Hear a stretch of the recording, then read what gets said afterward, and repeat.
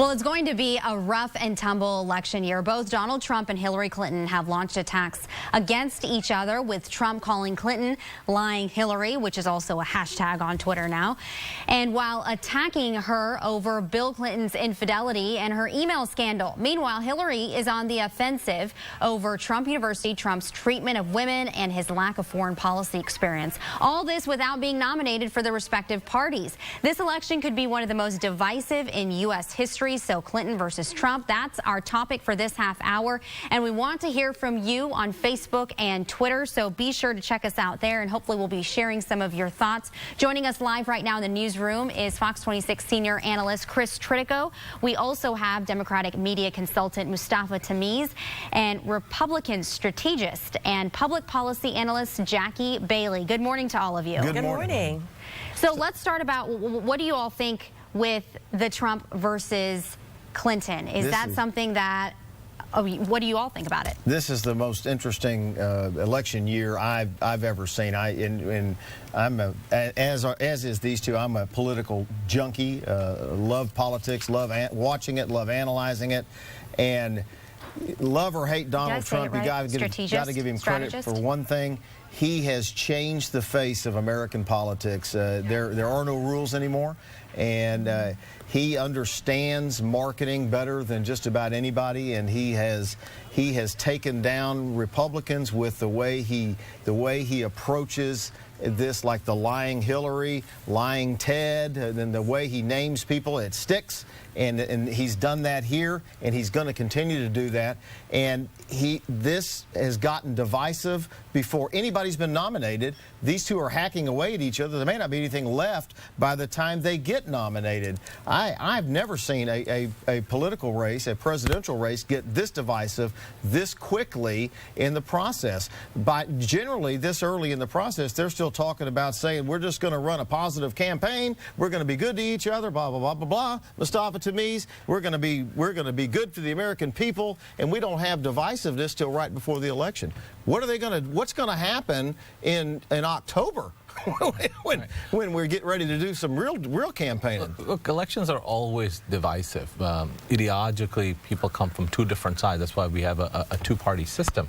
But this election is different. I'm a junkie, like you said. I always love watching politics. But this cycle, I don't, because this is a gutter form of politics. It's not just that you disagree with somebody for their opinions, or you even attack them for your opinions. This is like calling people, it's like kindergarten again, calling people names and insulting people. And then that's what Donald Trump has brought to this election.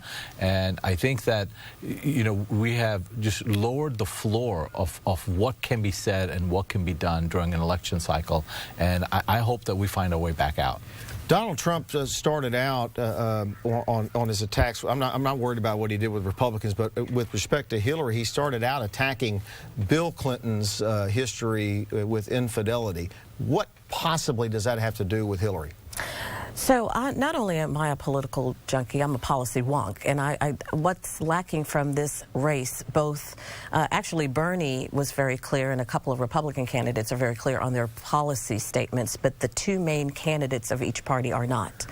And that to me is more troubling than anything else. Right. To answer your question specifically, I think what Donald Trump is doing is reminding millennials, because that's the group of women that Hillary does poorly with.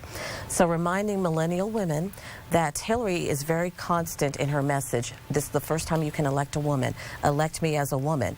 But he's reminding them that not only did her husband cheat on her with several women, but of the treatment of Hillary, the way Hillary treated those women. The same women that cheated on her, that slept with her husband, Hillary, it's been documented that she was very mean to these women, that she called them out of their names. And I think Donald Trump is reminding these millennial women, because in that certain demographic, he is polling better than Hillary. And so a lot of those women don't really remember all of the scandals. And this is a way to remind them. Let me go to Rashi. She's monitoring our social media.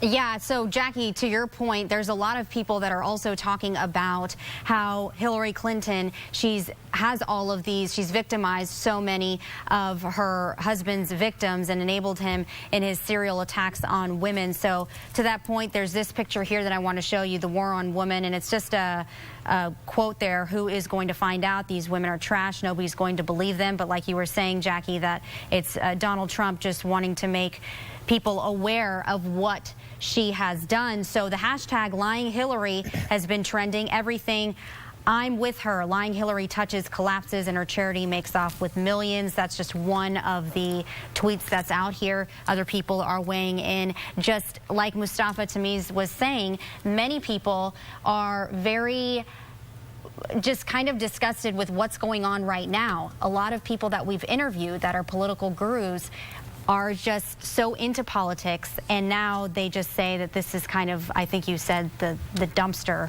of it all. Absolutely, and Deb Turner put something on my Facebook page a little while ago. I want to read it because I think this encapsulates exactly what you're talking about, Rashi. I don't want to hear childish bickering from people competing to be president. At least lie to me about something that will make me vote for you before I'm betrayed. Mustafa Tamiz. I mean, that's a sad statement, but that someone wants to be lied to just so they feel like they can vote for you. Yeah, no, absolutely, and that's a very accurate statement. But look, I think there's a sense sometimes that we blame both sides, we blame both candidates, but that's not the case. I mean, what Donald Trump says is unprecedented. No other someone running for the president of the United States, Democrat or Republican or any other party, has taken us to such lowest heights as he has consistently since the day he filed. He filed, if I want to remind people, by calling, rapists and murderers to Mexican Americans. That's how he started his campaign when he came down that escalator. And I think, to me, going down, when he was coming down in his Trump Tower, he was bringing us all down.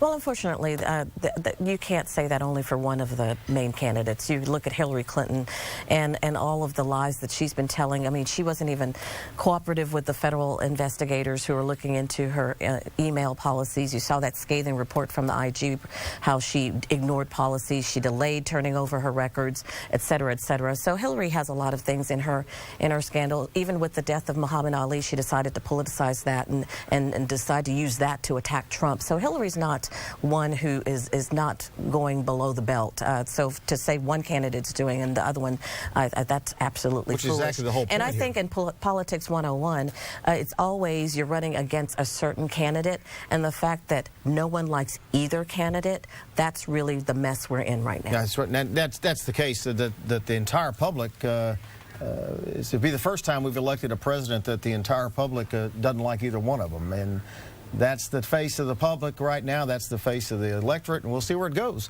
We'll be back in the next hour with two really good topics.